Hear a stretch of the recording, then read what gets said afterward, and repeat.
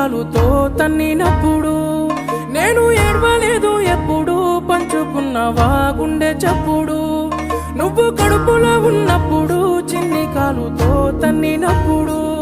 నేను ఏడవలేదు ఎప్పుడు పంచుకున్నవా గుండె చప్పుడు పురిటి నొప్పుల బాధ కన్నీరు అయినా